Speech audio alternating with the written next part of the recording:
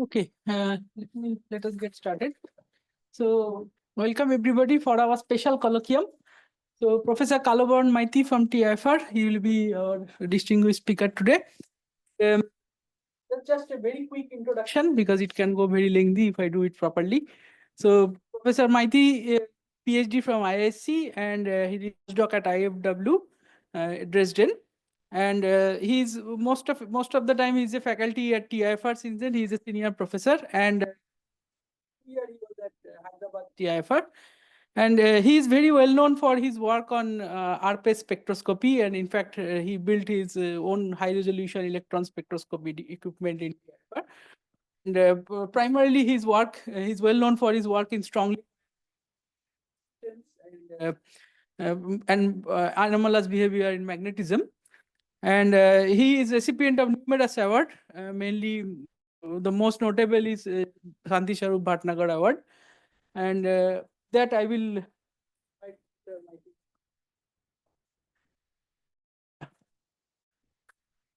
Thank you. So maybe I can stand. Yeah, it's great. So good evening, everybody.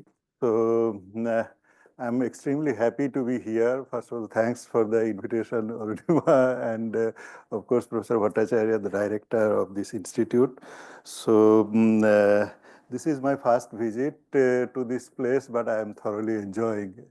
I think there are a lot of things happening, a lot of enthusiastic people with a lot of energy coming up and so on.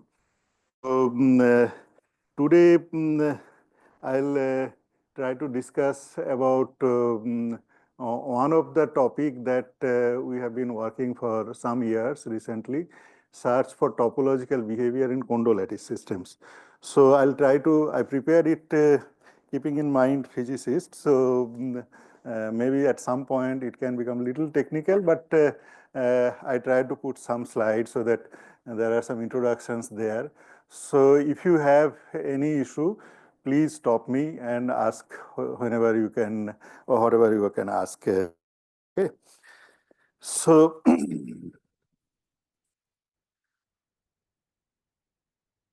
okay. So as you know that condensed matter physics, of course, it's one of the most exciting area of research in physics as far as I feel.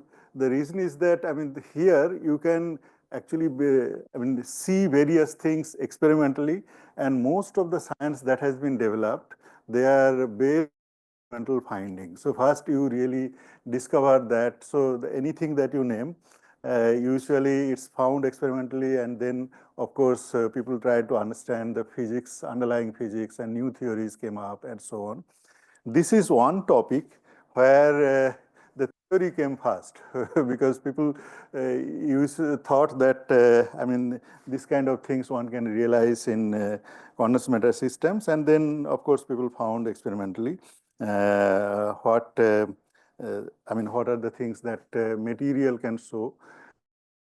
I think is one of the exciting thing for many other aspects. For example, many things that you observe or theoretically, even including things like scenario in universe and so on, which also can be realized in some form in material science. I mean, a lot of people talk about Majorana fermions and so, I mean, you know, different kinds of particles that people talk about.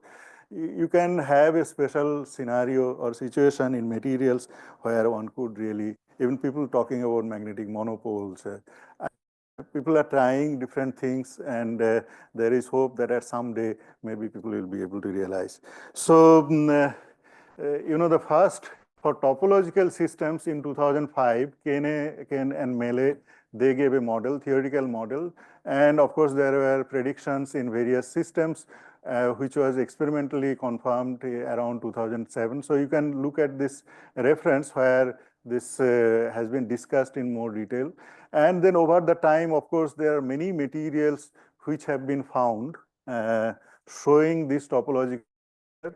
So the new terminologies also have come up with time. You can say that this TI is topological insulators. You can call it Z2 insulator and so on. Different kind of symmetry is protected. You can have topological crystalline insulators, then the Dirac semi-metals, nodal line semi-metals, and so on, depending on the kind of electronic structure they have, okay, and the kind of symmetry that they project. So I'll give a short overview. What do we mean by these topological systems? Okay. Okay. So, for example, take the example of a, oh, I think it's a bit slow, but anyway, the example of a insulator. So, insulator means that you have a material where you have a completely filled band and completely empty band. They are separated by a energy gap. Okay, so that means that if you have to have a electrical conduction, you don't have a charge carrier which can move from one place to other. What you need to have is that you have to excite them to the conduction band, and then you can have a flow. So if you increase temperature, of course, there will be thermal excitations and so on, which will facilitate your conduction. So you get some kind of a conduction, which see in semiconductor or insulator. Metals are, of course, you have a lot of electrons at the Fermi level, which can move, mobile electrons that give you electronic conduction. Okay, so in a typical insulator, so this is the scenario, like you have a bulk which is completely filled, bulk valence band and bulk conduction band which is complete. Now, if you have a situation where the surface states actually reside, normally the surface states you find within the gap of the bulk states.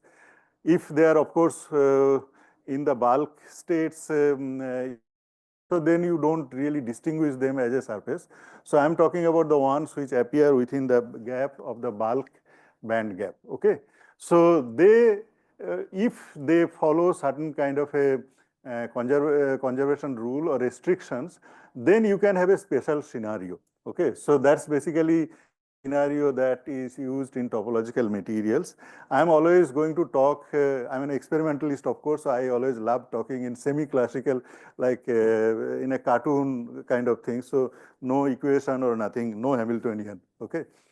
So, for example, if this system has a time reversal symmetry, time reversal symmetry means that if you reverse the time, the scenario that you see, it doesn't really change, it looks identical.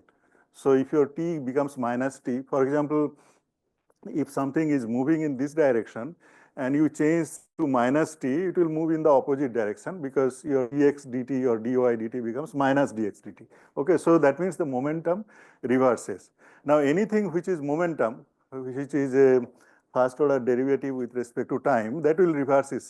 So spin also is another quantum number, which is a angular momentum, spin angular momentum. Okay, so if you reverse time, the spin also will flip.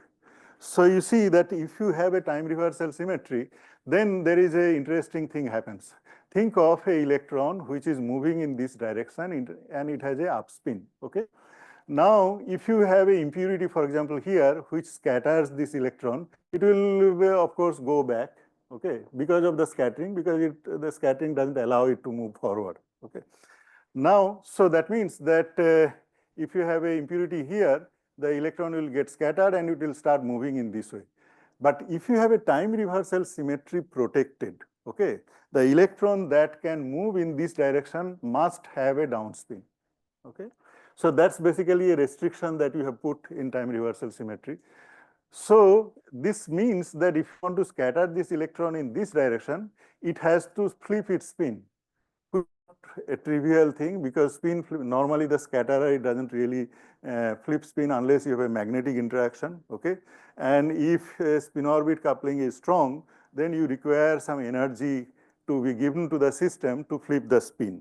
So that means that even if you have some problem here, so the electron will not get scattered, but it will keep on moving in this direction because of these restrictions, okay? Similarly, if you have an electron in this direction, it will keep on moving, whatever happens the situation. Even if you have a defect, vacancy, or any other thing, it doesn't really matter. It will continue to move. This is a very special situation. So happens if you have a, I mean, this time reversal symmetry protected. So in three-dimensional systems, so this is in 2 dimension, in three-dimensional system, of course, you will see that at the surface, you have these special kind of electrons which keep on moving. So if I try to look at their energy bands, those who have studied solid-state physics, you know, energy bands means you just make a plot of energy as a function of its momentum, okay? And see how that behaves. It's a curve of that kind. So these electrons, they are very fast electrons, and they actually look like this, okay? So they cross each other, and at the crossing point, they are more like a linear kind of crossing. So that's the reason these are actually, this is called a Dirac cone, and the particles which are moving, they are highly relativistic, very fast, and they are called Dirac fermions, okay, or Dirac particles. Okay. This is the analogy you can think of like a traffic, one-way traffic. So as long as have this traffic rule maintained. So you can see that, for example, if you have an accident here, now even if locally you can have a cluster of cars maybe, but the cars which are moving in this direction, that will continue as long as the traffic rule is maintained, okay? So if you are observing, you will always see that the cars on this track, they will have the white light, and the ones which are in this track, they will show you the back light, which is red, okay? So it's more like a one-way traffic. So as long as the rules are maintained, you continue to do that. Now, what kind of situation can give you this kind of scenario in materials? So that's basically the thing.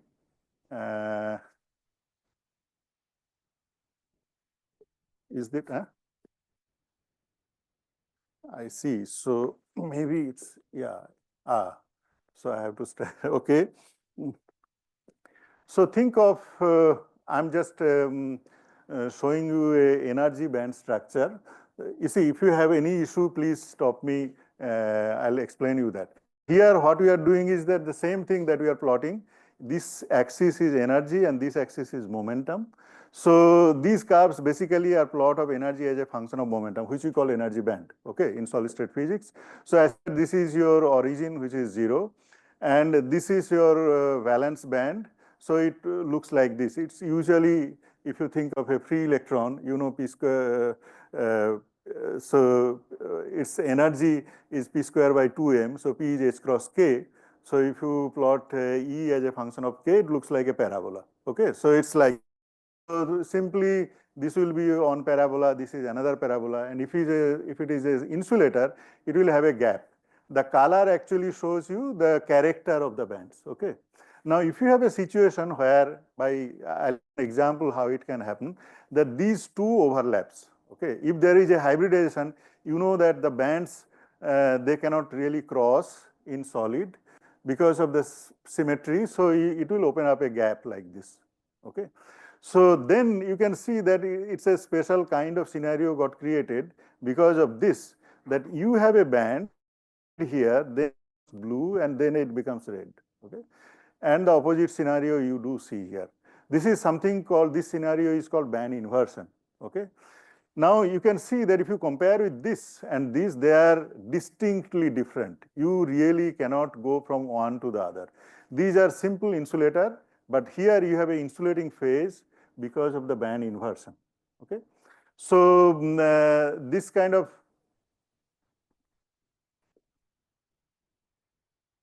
is this, oh, sometimes it changes. Huh? I see, okay.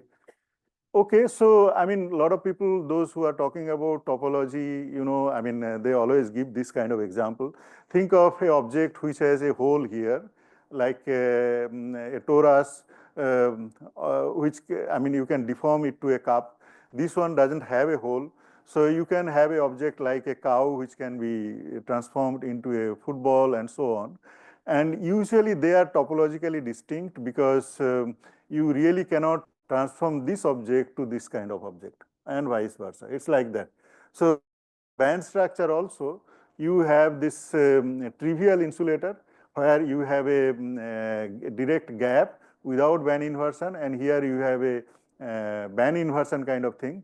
So you cannot go from here just by any means to the atomic picture that you have with well-defined bands which is possible in this case. Okay, so that's the reason they are very topologically distinct. Okay, one of the example I can tell you, show you, this is a simple telluride. Okay, so this form in rock salt kind of structure. So here what we have done, simple band calculation, forget about, I mean, which method that we have used. So we just do band calculation and see. So here I have used a lattice constant, which is much larger than is typical lattice constant. And it gives you a scenario like this. So you have a, a band because of the tellurium p states and a band because of the tin p states. Okay, so two different things, and you see valence band and conduction band, and this one is the Fermi level, which is actually the representative of the highest occupied level. Okay, so in metal, of course, it's well defined, but in semiconductor, it's not so well defined. Now, if I reduce the lattice constant, you can see that these two can touch at this point, which is more like a semi-metal.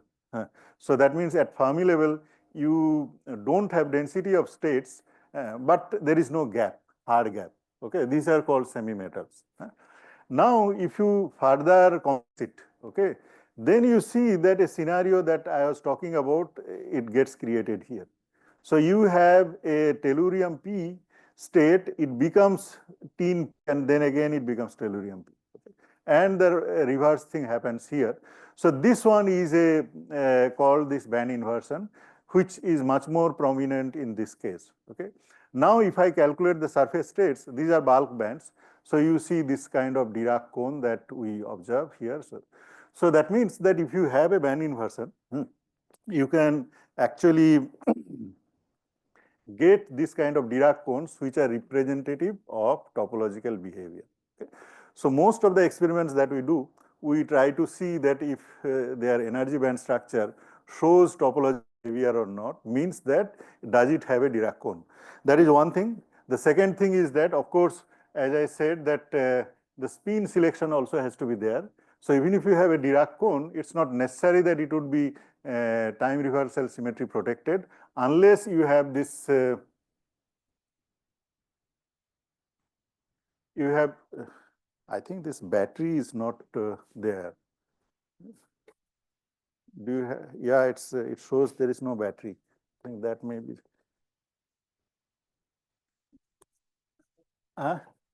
No, I have a, yes. So.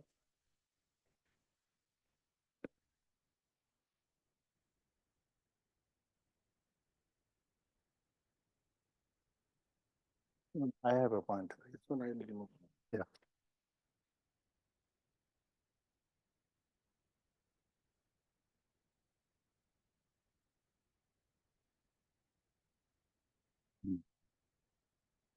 Okay. Yeah.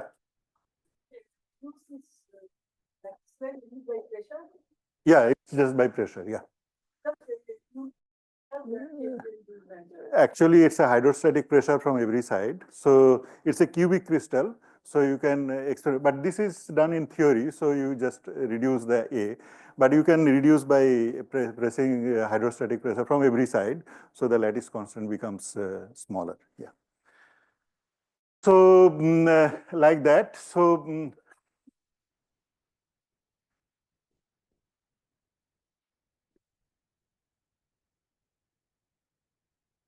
yeah.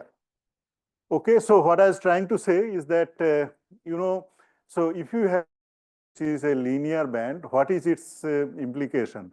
You know this equation, of course, everybody, E square equal to, this is the energy, this one is momentum, and this one is the rest mass.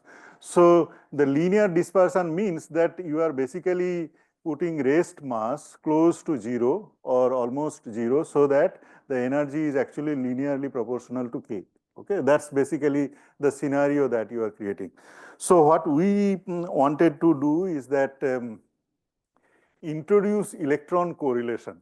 You know that electrons, they are negatively charged particle. So if you have many electrons, there will be Coulomb repulsion between them. So if you have Coulomb repulsion, one of the properties is that, like if you want to transfer electron from one place to another, so it changes the population and the and energy of that system goes up. So basically, if you have a Coulomb repulsion, then this kind of movement of electron becomes restricted. Okay, so it doesn't really like electrons to move if there is, because it will enhance the energy of the system. So if I think of the in terms of effective mass, okay, so what we are trying to do is that you have a highly mobile electrons, which are called Dirac particles. We are trying to make them correlated and see what happens. Okay, so that's basically the game that we wanted to play.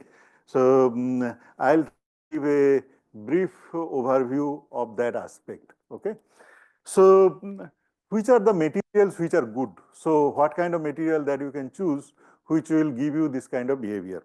So what we thought that if you use rare earth based kind of material, that might be very good for this kind of scenario.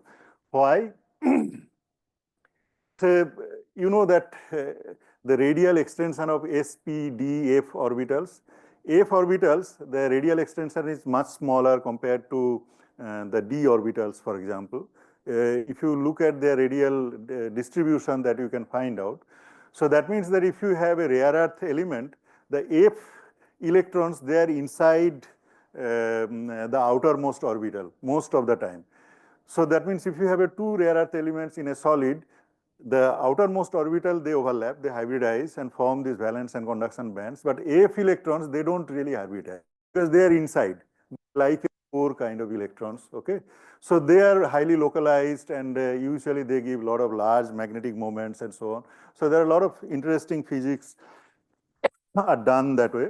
Now, if I plot these F bands, which are localized, they look like atomic orbitals. Like this is your momentum, this is your energy. That means that there is no dispersion almost. So it's kind of a linear band. And the D band, which highly dispersive like a parabolic, and it shows like this. Okay. So think of a rare earth kind of material where you is a D band and you also have a localized F band. Now, if these two are hybridized, what will happen? You will see that it will open up a gap. And you can see that naturally it creates a band inversion. Okay. So in any rare earth system, it's kind of an expected scenario. Okay. So, so you can see that you have a band inversion and there is a gap opened up. So if your Fermi level is somehow tuned here, so you get an insulating phase. These are called Kondo insulators and so on. So the terminology Kondo is used for a different reason, not elaborating that. But one aspect you can see, think of that L, the orbital angle of a F electron. Its L is 3, you know. So the parity, if you calculate, is -1 whole to the power L, isn't it? So the F electron will have a odd parity because -1 cube is -1. And D electron will have a even parity because L is 2. Okay. So in this scenario, you see that here you have the red band which has a odd parity. The moment it crosses here, it becomes even parity, and then again it becomes odd. So you have a very non-trivial kind of situation here. In the same band, you changing the parity and so on. So that means these are kind of an ideal system to look for topological behavior. So they are very heavy because you have a F electron, and you can get Dirac cone around this. So which is this kind of scenario. So which gives you a topological insulating behavior. So that's basically the idea. So that's the reason a lot of people have been looking for this topological behavior in rare earth based systems. Okay. So now let us get into some of the material. One of the material I want to point out is this samarium hexaboride. People thought this is the first material came to our mind because around I think 1950s or so people got to, I think around that time people got to know that this is one of the good example of a Kondo insulator. Kondo insulator means that where you have a F band and your Fermi level is within the hybridization gap. Okay, so that's the Kondo insulator definition. So so that means that you have a F band and you have a D band. It opens up a gap and Fermi level is somewhere here. Okay. So that way it gives, so it could be a good example of topological insulator. Now, you see, this experiment on this material gives a lot of puzzles which are not resolved yet. I'll just tell you a few of them which are there. For example, this is supposed to be an insulator, but if you forget about this comment, if you do a transport measurement, you do see metallic kind of behavior. Okay, it's supposed to be, but it shows metallicity. Now, just now I said that thing is a topological insulator. So if you measure resistivity, the surface states are metallic anyway. Okay, so if the surface states are metallic, when you do resistivity, you of course get the complete information of surface and bulk. So maybe it's a surface states which are really giving you metallicity and so on. And the RPS measurement, I'll actually tell you what is this measurement soon. So confirms that probably it's a topological insulator. This puzzle could be resolved that way. But the problem is that if you do quantum measurement, okay, quantum oscillations means you know that if you have a electron gas, okay, and you apply magnetic field, so you know that it forms Landau levels. Anybody has studied quantum Hall effect or something like that? So if you have studied, you would know that. I mean, there are a lot of fascinating things happens. So if you have an electron gas and the magnetic field is strong enough, so of course you get really distinctly defined Landau levels, and their gap can be changed by changing the magnetic field and so on. Okay. So what happens is that if you just do a magnetization measurement in a system where you have a lot of electrons which are there at the Fermi level, okay, so their magnetic moment changes as a function of magnetic field. Okay, so and this can show you depending on how many Landau levels crosses the Fermi level. So this is called de Haas von Alphen effect. You might have heard about it, effect. Okay, so that gives you a lot of oscillations. So if you analyze those oscillations, you can find out that there is a Fermi surface. Okay, means that you have a which are confined in a solid. I hope I'm saying something which is understandable.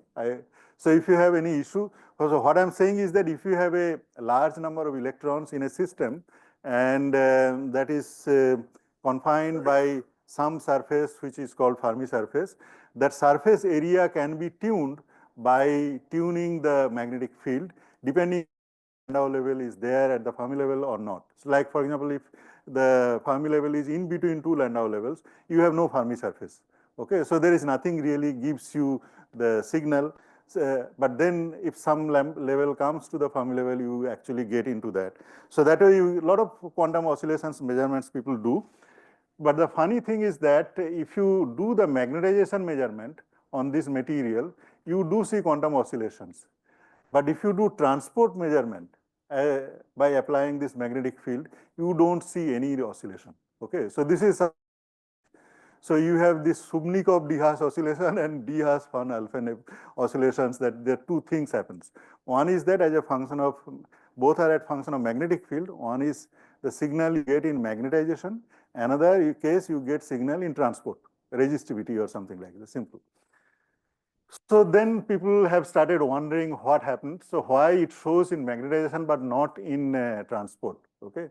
So then people started wondering, maybe the particles that are really carrying charge, so they are not sensitive to the electric field. It's kind of a special kind of particle, but they are sensitive to magnetic field. So you say neutral kind of a spin particle and so on. So a lot of theory that has come up with that. I think maybe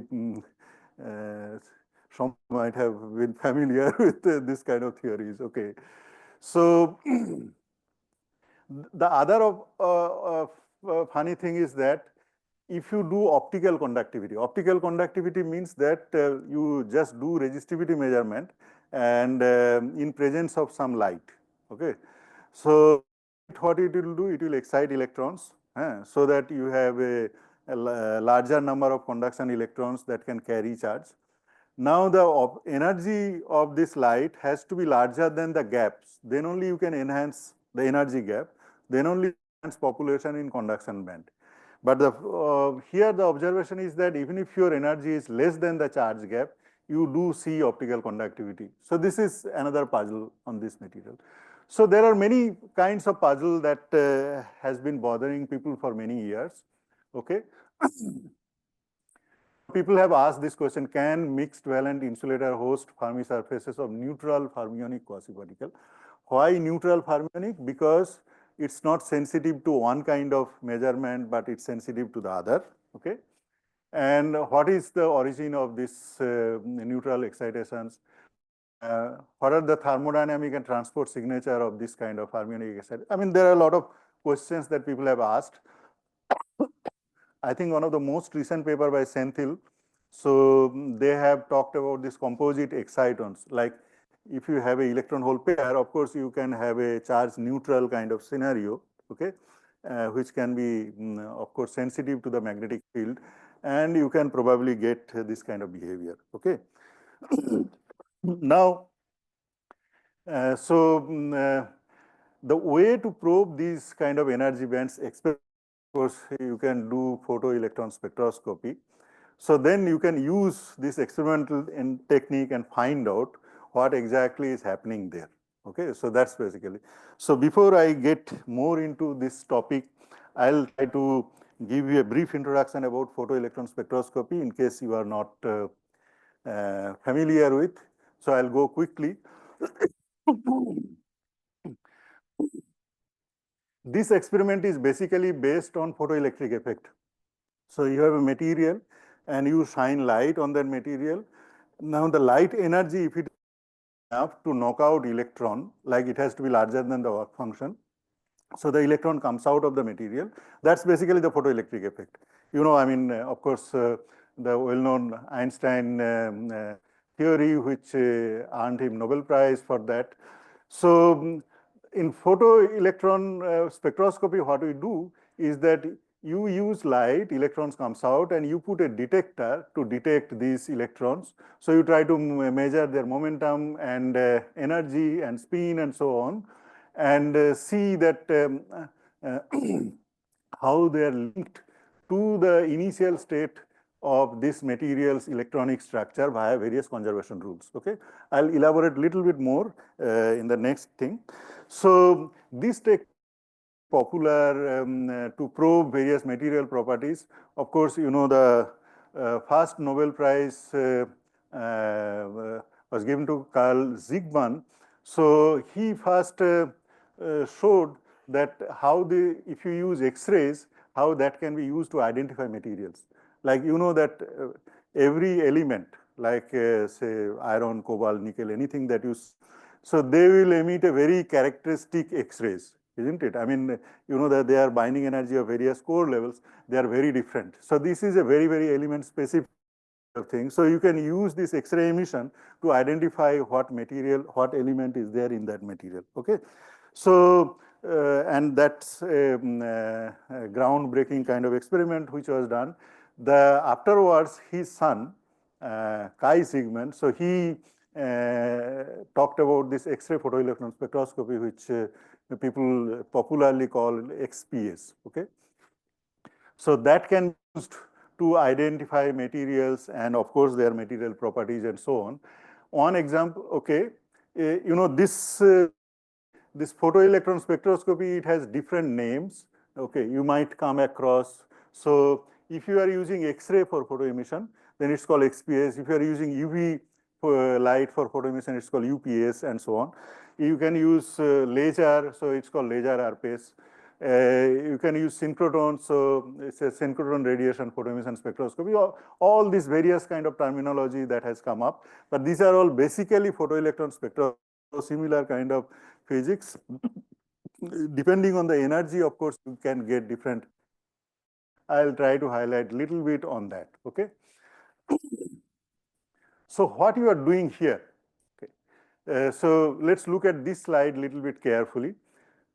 So the lights are falling on this material. So assume that this is your electronic structure, roughly, the schematic of electronic structure of a material. It means these are core levels. You can think of oxygen or any other element you can say.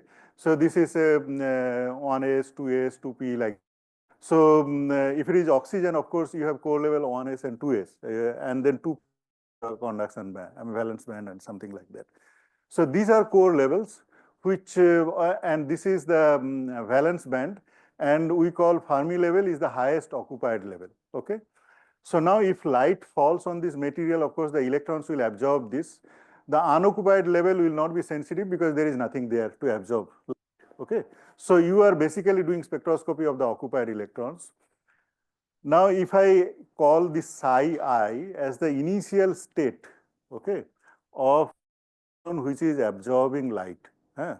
Now, h nu kind of energy, so the energy will be lifted by this amount. So, for example, if you are exciting an electron from here, it will create a empty state which we call hole, okay, and it will populate at this energy level, okay.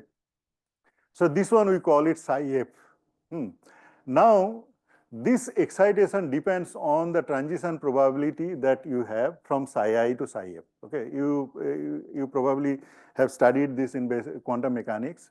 So, so the number of electrons gets excited, it depends on the probability of this thing.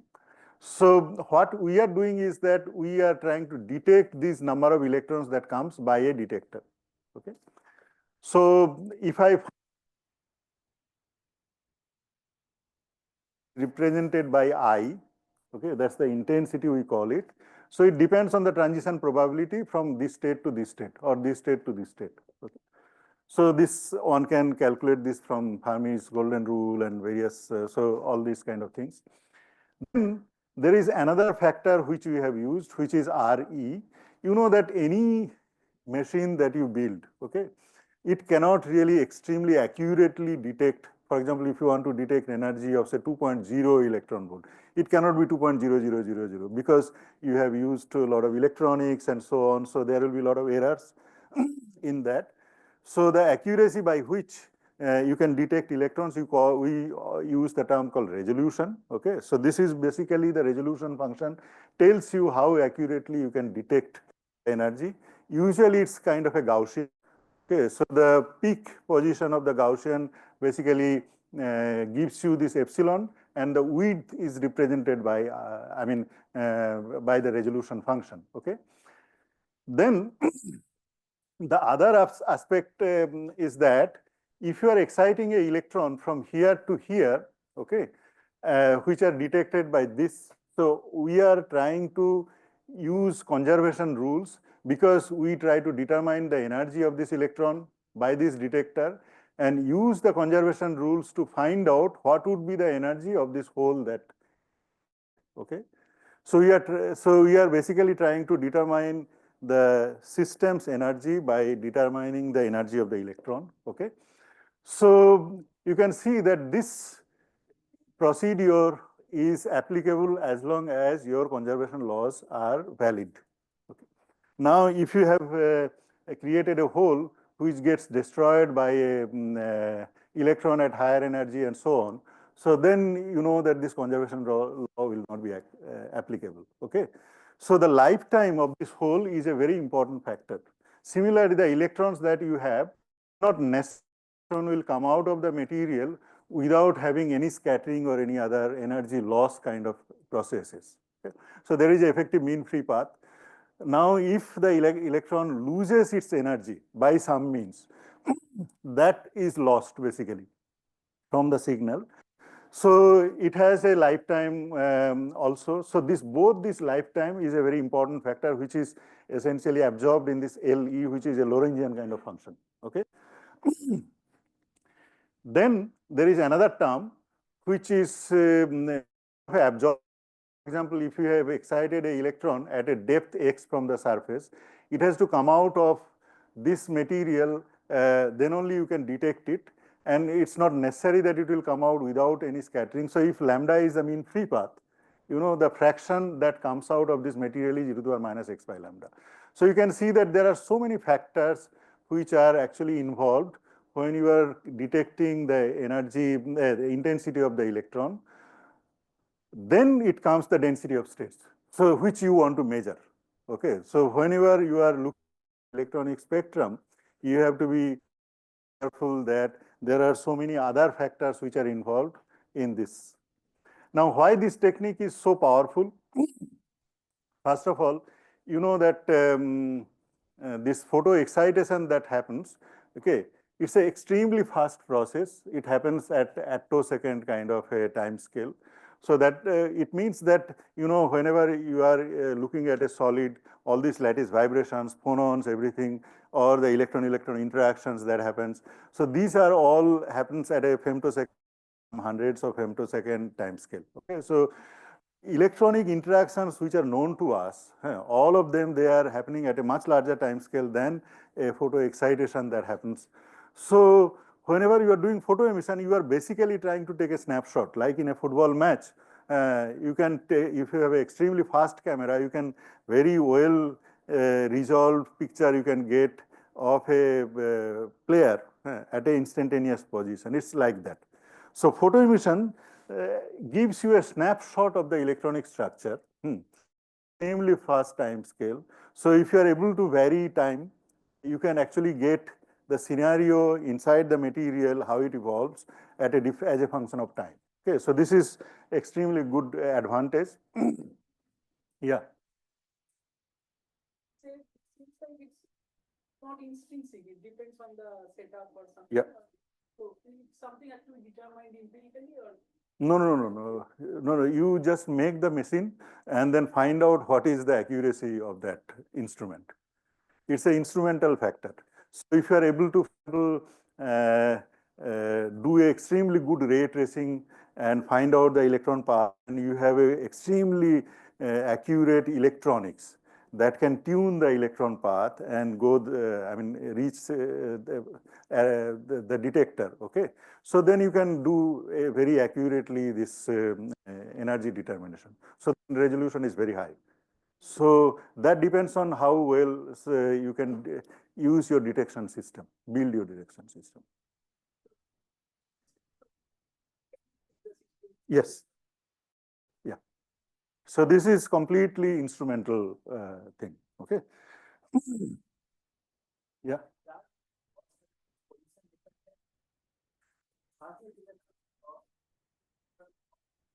Absolutely. So this is the thing. So you are basically getting a local density of states. It's not necessary the electron density at every location, it will be same. Okay.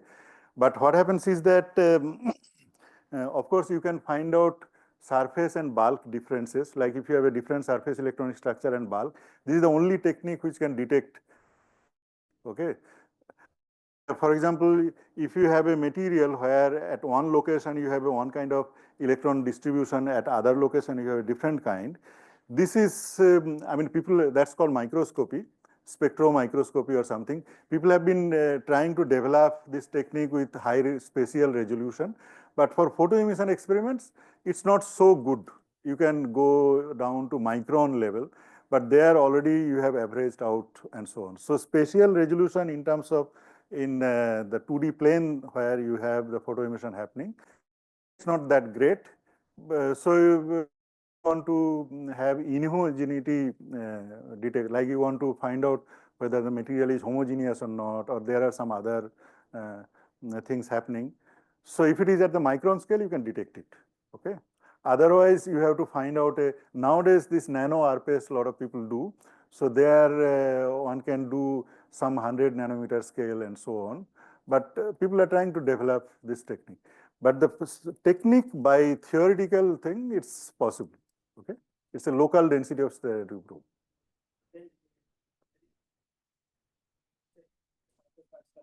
Yes, we do it regularly. That yeah. So you do experiments at a less surface sensitive kind of level, and then increase the surface bulk sensitivity, and then you get the spectrum, and you can accurately calculate that. Yeah, not intensity, by energy. I'll show you that. I'll show. Yeah. The scanning tunneling microscopy. Yeah. There the problem is that, there also you can get density of states with good spatial resolution. Problem is that there you don't really measure density of states directly. It's an indirect method. You are doing transport, isn't it? You're having tunneling. Yeah. So what happens is that, for example, if you have electrons which are localized, because of disorder and so on, like Anderson insulator and so on, you might see a gap, although you may have a density of states at the Fermi level. Okay, just because you couldn't move them because of their mobility. So the STM, I mean, a lot of people use that to find out inhomogeneity and so on, but the density of states is not exact reflection of the electron. You have other factors. It's not that direct method. And of course, you don't get information at higher energy. You are limited close to the Fermi level. The electrons which are mobile.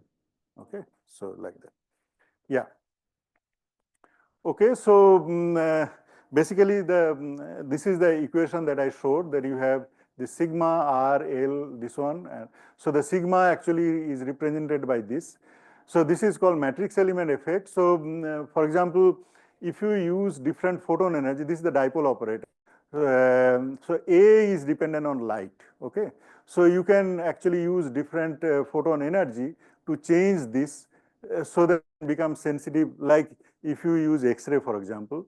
So there the photoemission cross section, or the sigma, is very large for D states, which are fast oscillating kind of states than S states.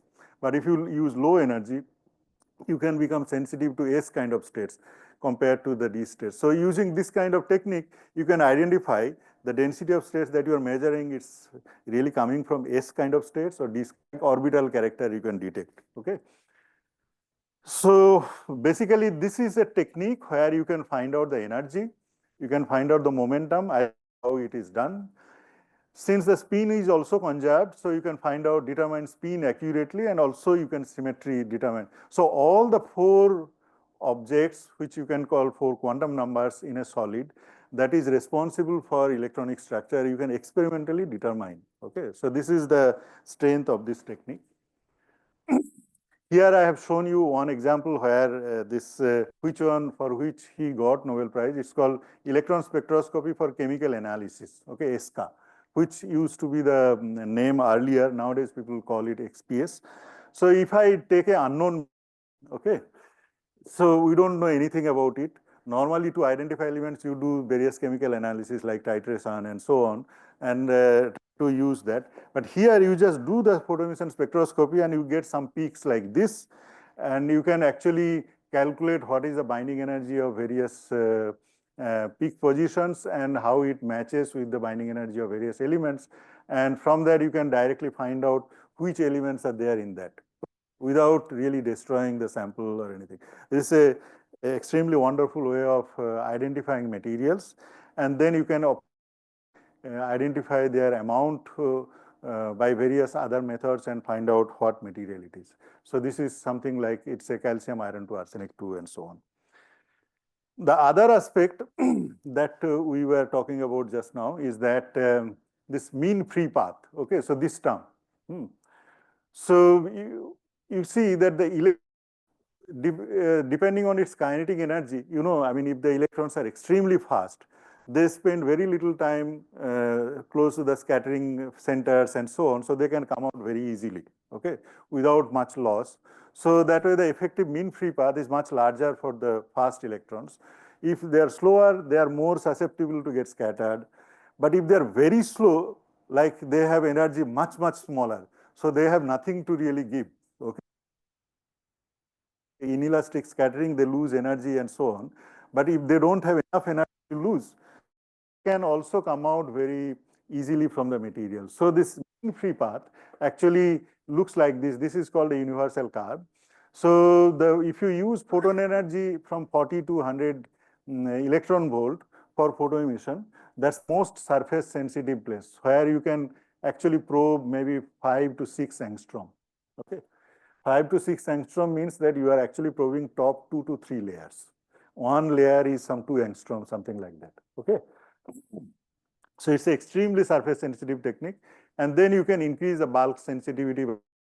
That's the way people do and identify the surface bulk kind of things. But this also tells you that this kind of experiment cannot be trivially done by simple experimental setup. So the setup that you needs to have an ultra high vacuum. I think yesterday Vedanga also was talking about this kind of vacuum in various accelerators and so on. So the typical vacuum that we use is 10 raised to minus 11, so 10 raised to minus 14 atmosphere approximately. Okay.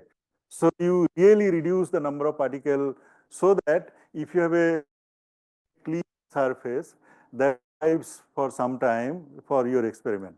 Otherwise, it takes about 10 raised to minus 6 second to cover one layer of impurity if the sticking coefficient is 1. Sticking coefficient means that if a, say, oxygen atom touches a surface and it gets stuck. So then it's a sticking coefficient. So that's the way you define. Yeah. So for the energy loss, that's only the collisional. Yeah, electron scattering, yeah. And scattering, yeah. Yeah, I mean, of course, I'm just worried about the electron that has been excited by photo excitation. So we are detecting those electrons. Now, of course, I mean, somebody can also have a radiative transitions and so on. That is not really important for us. Yeah, because we are detecting only electrons which are coming out of the material. Okay. So you need to have an ultra high vacuum chamber and of course various sample preparation so on. So this is the spectrometer that we have built at TIFR.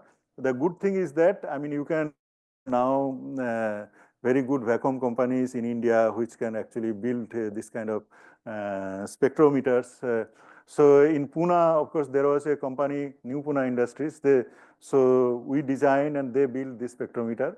And after that, they actually got confidence and they have floated a new company called 4VAC. So anybody wants to use high quality ultra high vacuum systems, you can actually look at them.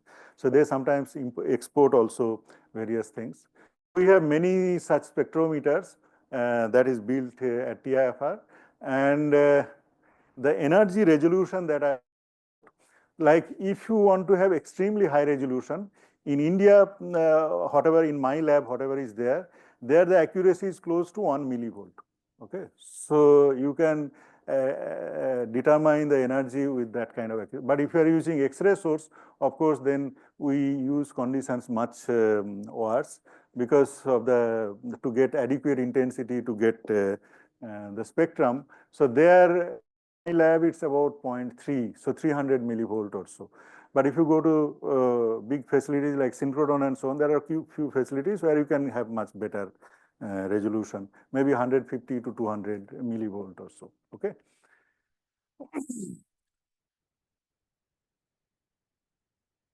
Yeah.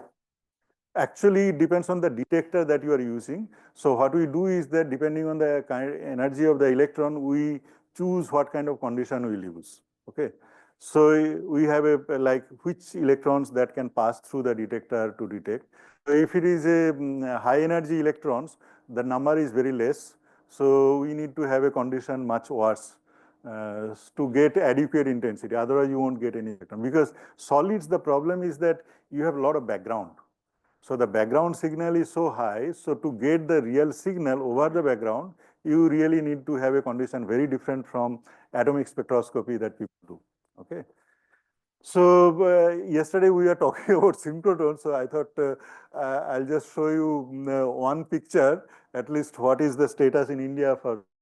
So apart from lab source, you can do this photoemission, of course, going to synchrotrons where you have a storage ring, where the electrons of a fixed energy moves in a storage ring, and whenever bends, it radiates because of the Bremsstrahlung kind of things, and then you can use that light for your experiment. Okay, so this is different from a typical high energy kind of experiment.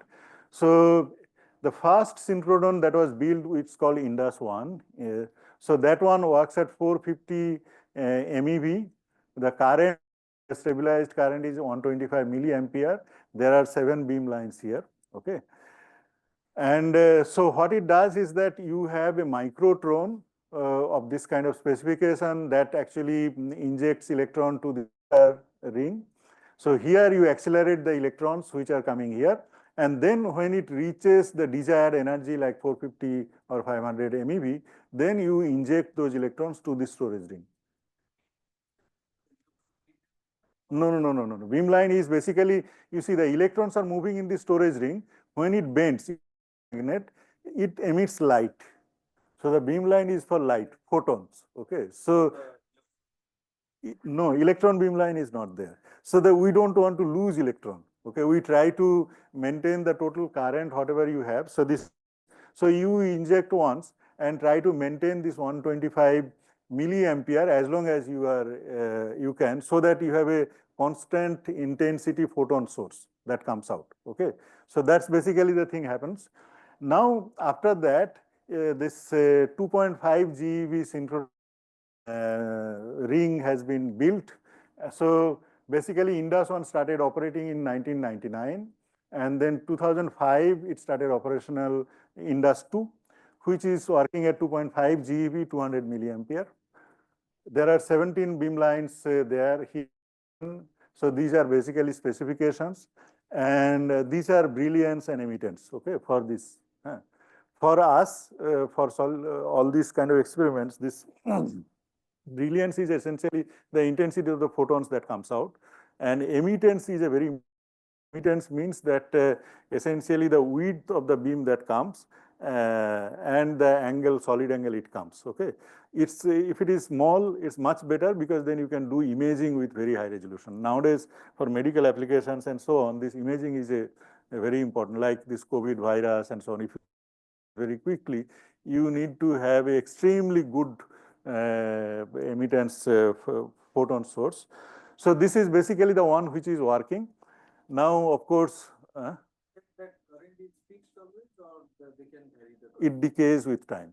You see, because the electron with time. So then what happens is that there is a lifetime. So usually this one, if you go to a very good storage ring like Petra or some in Europe, of course, there. So there, once you inject in the whole day, you can do the measurement, and then next day you can inject again.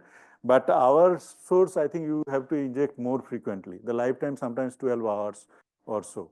So like that, because it gets lost, and if the vacuum is not that great, of course, it will be even much worse. Okay. Maintaining vacuum is very difficult in the storage rings, that everybody knows, because there's so much of radiations. So that degasses the system very badly. So the thing that we proposed now is called high brilliance synchrotron radiations, or HBSRS. Okay, I call it Indus 4, but they might call it Indus 3. Okay, so it's like that. But the concept note that we prepared, it was like this, that we proposed 6 GeV kind of a ring, okay, which has a circulating beam of 200 milliampere, 30 number of beam lines that will be like undulators and so on for the beam lines. And the kind of emittance that we talked about is 40 millipicometer rad, which is very, very difficult because I think, as if I know correctly, there is only one synchrotron, that Petra, which has somewhat emittance closer to it, and they are trying to upgrade to this value. Okay. All other cases, the emittance is much worse. So, but still you can do good imaging. But of course, ours is definitely much worse, because you can see that 35,000. So you can't do any imaging. Okay. So, I'm not part of those proposals, so I can say that. So the thing is that all these are for the spectroscopy, imaging, microscopy, and so on. So this is basically the status. As far as I know, the government is, like Modi is, I think, favorable to have this proposal, taking it forward. I think the DA secretary also is very positive about it. They might be, you see, the amount of money is huge. Okay, the kind of things that I mean, our committee have suggested, this could go up to something like close to 10,000 crore or something. You know, it's a big investment. But if you have a moderate kind of system, it will be slightly less, but it's not so less. Okay, so, but I think the country is very positive about it, because we have so many scientists who requires this kind of facilities. The only thing is that how good you can make that. Okay, so it's that. Okay, so let's get back to the topological materials and band dispersion. I have not come to the topic. Sorry for that one. Anyway, so what you do is that for RPACE, the electrons, they are coming out and you have put a detector. So what you do is that you detect their energy and also at which angle they comes out. From that, you can use simple relations and find out the momentum of the electron, okay, which are detected, and use momentum conservation law to find out the momentum when it was excited inside the solid. Okay, so that's basically the thing. So once you know momentum and you know energy, so you can get the energy bands. You just plot energy as a function of momentum. Okay. Now this the nice example that I can show you, you know, spin density wave. So this is one material. Forget about, I mean, which kind it is. So if you don't have the spins, so it has certain kind of a lattice constant, and you get a Brillouin zone which looks like this. So now if you have spins, you can see that, for example, you have a which is in this direction aligned, and this one is aligned in the opposite direction. So earlier, if the spin is not there, these two atoms are equivalent. Okay. Now, because of the spins, they become non-equivalent. So then what happens is that the lattice constant, which was earlier in absence of spin, whatever was there, it becomes bigger now because you have to find out a similar atom somewhere else, not here. Okay. So if your lattice constant becomes bigger, the momentum becomes smaller because momentum is basically inverse of the real reciprocal space. Okay. So if you look at the Brillouin zone, what happens is that this one was maybe the Brillouin zone corner. Now the Brillouin zone folds back because the lattice constant has become smaller, and it can fold in this direction depending on which direction you have the alignment. And this band folding actually gives you very interesting scenario. Schematically, I quickly show. You see, here there is a band. This one is the Fermi level. We call it hole pocket because the Fermi pocket looks like this, and it encloses the K points which are unoccupied. Okay, it's called hole pocket. And here it's called electron pocket because it encloses K points which are all occupied. Okay, so that's the terminology which is used, electron and hole pocket. Now, what happens is that if you have this kind of antiferromagnetic interactions, now if you have an electron pocket here and hole pocket here, and because of the band folding, this can come and overlap here. So these two K points becomes identical or symmetric. Okay. So then what happens is that this is called nesting. When you have a nesting, then you energy band structure looks like this, and you can have a opening of a gap. This is called SDW gap. And this you can determine accurately by experiment. Okay, so this is at room temperature where you don't have this SDW, but if you do RPACE, you can see that the bands actually show a gap here, like that. Now let's look at the story of SMB6, and maybe, I mean, if you are interested, we can continue for longer. Otherwise, I'll go quickly to maybe the last topic. So SMB6, what happens is that if you do RPACE, of course, you do this, and these are all bulk bands. Don't worry about the details. So what happens is that they calculated that from the experiment you find that the bulk itself is metallic because you have a bands which are crossing the Fermi level. So it's very clearly, it shows that you have bands crossing the Fermi level from the experiment.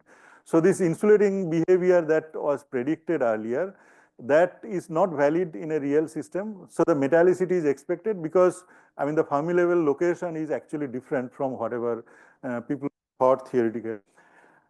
Whether it has a Dirac cone or not, it's not very clear because if it is there, it should have come here. But the experimental resolution is not great enough to find out here.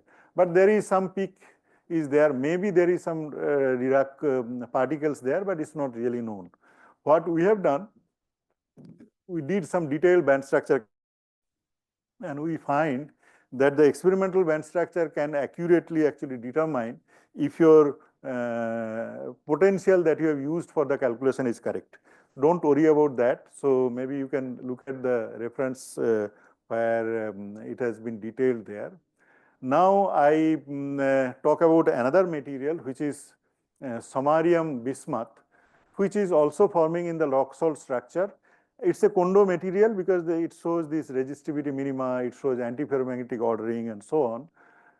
I'll tell you, I'll talk about energy band structure. Yeah. So what happens is that if you do a DFT calculation, so you get this Fermi surface like this. So here you have two Fermi pockets, which are hole pockets, and here you have an electron pocket. And you do experiment, you can see that it looks very similar. So you have a hole pocket here, another hole pocket which looks like this, and this guy which looks like this. So it's almost like accurate kind of things that you. But if you do experiment instead of 50 EV, the 35 EV, you see that this one which was looking like this, and there was one circle, but now there is another circle which has come up. Okay, so it's a kind of a puzzle again that there is something new that is coming up. Okay, at lower energy. Now, if I look at the energy bands, so what we do is that in this kind of experiment, you can actually get different kinds of plots like T plot kx, ky, or energy as a function of k, something like that. So here we are plotting this as k, and this is energy.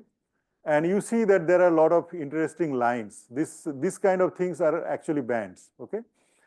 So here that at 35 EV photon energy, you have something like a Dirac cone maybe.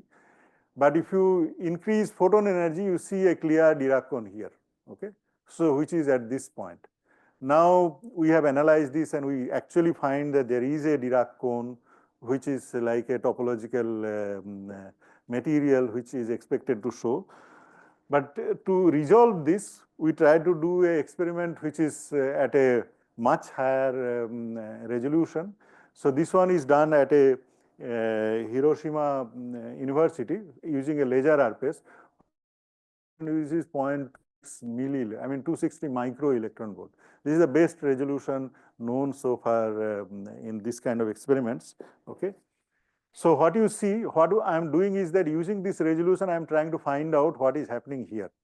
You see, you have one circle at 50 eV. Now, if I use this kind of photon energy, I see that actually there are three circles. So there are three circular Fermi surface. This one is the bulk Fermi surface, and these two are actually coming from surface. Now, if you do this experiment at 15 Kelvin, you have three, but if you do at, you have only two. The middle one vanished. Okay. So this is, I mean, these are the interesting part of experiments. Now, what happens between these two temperature? Actually, here it's a paramagnet, and if you cool down to 6 Kelvin, it becomes antiferromagnet. Okay, so that's a antiferromagnetic transition there, and you see that because of the antiferromagnetism, the one of the Fermi surface actually vanished. So the Fermi surface destruction that we often talk about in antiferromagnet. Now, if I plot the bands, like you take this k axis and put a plot of energy, so you can see that there is a clear Dirac cone. The ones which are crossing the Fermi level gives you these two circles. Okay. Now this is at 15 Kelvin and this is at 6 Kelvin, and you see that here actually this is one point, this is another point. This gives you these two, but here if you look at this middle point, actually is missing here. It's not very clear. So that you can look at here by plotting the intensity. The interesting part is this, if I plot intensity as a function of energy at 0 point, okay, that line. So you know that if you have large intensity here and here there is nothing, here there is nothing, okay. So that's the thing which you are showing here, that this is your energy and this is your intensity, like number of electrons. And we see that instead of one peak that you are expecting, you have some shoulder kind. So at this point, okay. So it means that actually you are supposed to get one peak, but there are two peaks here. Okay. So that means that what is happening, that you are supposed to get a ungapped Dirac cone, but what you see is that these two things are actually shifted. That gives you this two peak kind of structure. So this scenario is called, I mean, heavy Dirac Fermi. There are a lot of people study that. Like if you have a Dirac cone, now if you can create a gap at the Dirac point, the crossing point, okay, they behave I mean, like a heavier particle than the typical Dirac particle. Okay. A lot of people are looking at that. The interesting thing is that if you go to the antiferromagnetic phase, the behavior actually remains almost same. We have done this. So that means that this antiferromagnetic order doesn't really influence this Dirac fermionic properties. Okay. Okay, so this is one thing. I'll show you another interesting observation and then I'll close. Okay. So this one is done by another brilliant student, Shawnee Datta. So she finished her PhD and now she is at Max Planck, Stuttgart.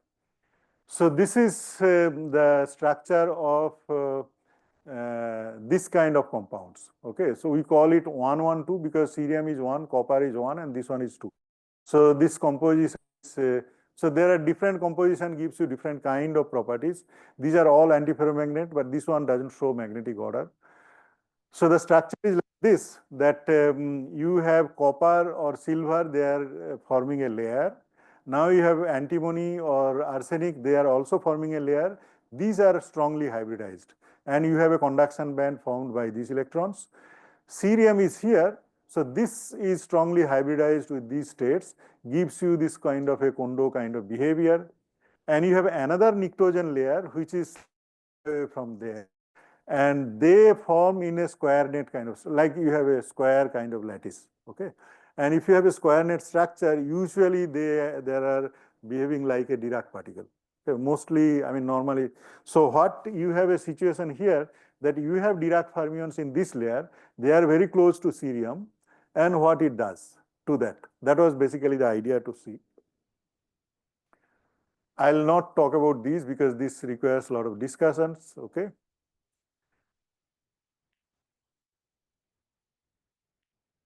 I'll show you results. These are basically, we have done a lot of Fermi surface mapping and you can compare with the experiment and they matches reasonably well.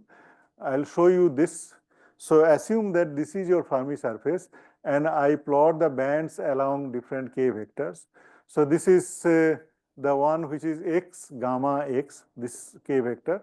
And I see that there are Dirac cones which are there. This is at the boundary, like at x point, and this one is at the middle, which forms a nodal line and so on. But I'll just try to show you which is interesting. So I have chosen a K point where this Dirac cone, I mean, you know that photoemission cross-section plays a role. Huh? You have talked about dark bands and so on, dark matter, dark energy and so on. Dark means that actually it's dark to us, like we are not able to detect them, okay? Maybe they are there or they may not be there, we don't really know. So in experiment also we can make certain things dark, okay? How? Because for example, like when you are looking at energy bands, it's supposed to be this Dirac cone kind, but if I choose a photon energy, it detects one of the branch, but it detects the other branch. So the one which is not detecting, we call it a dark band. Okay, it's like that. So if you have done the experiment with that photon energy, you basically look at only that. For example, here, the same thing we are looking at this K point, and we see that only one branch is seen, but the other one is not seen. Okay. So that makes our life a little simple because if you have less number of items, you can detect them much better. Okay. So what we see is that if wherever there is a cerium band, which is that line, you see that it was supposed to be a straight line, but actually it bends. So this is something very interesting we find. So this band bending due to the hybridization of cerium 4F, sometimes we call it waterfall kind of structure or kink. Kink in the sense that waterfall, you know that water goes and then there is it falls down. So here also you have the energy band goes and then it starts, suddenly slope changes, it falls down. Okay, so it's like that. So different people can imagine. But whatever it is happening is that you see that because of the hybridization with cerium 4F, you have this kind of bending. Okay, this is one of the first observation that we show, and this has a lot of implication because you know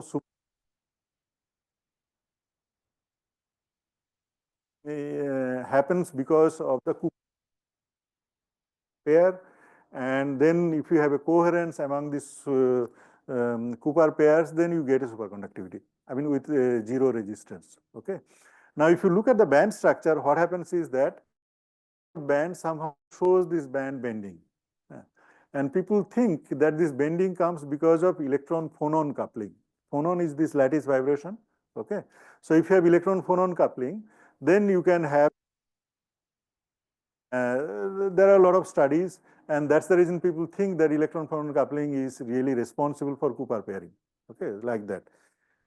But of course, there are other theories which talks about electron-electron Coulomb repulsion is responsible for pairing of electrons and so on. This is one experimental observation which shows that you can have a bend due to correlation electrons. Okay, so this is one. We think that it's a very important finding, but of course, people have to look at it more carefully. So now I think I conclude two interesting observations in a correlated system, rare earth-based system. One is that this destruction of Fermi surface of the surface kind, surface band across an antiferromagnetic ordering, and this bending that I'm talking about, which leads to kink and so on. Okay, thank you for your patience and yeah. So if you have any questions.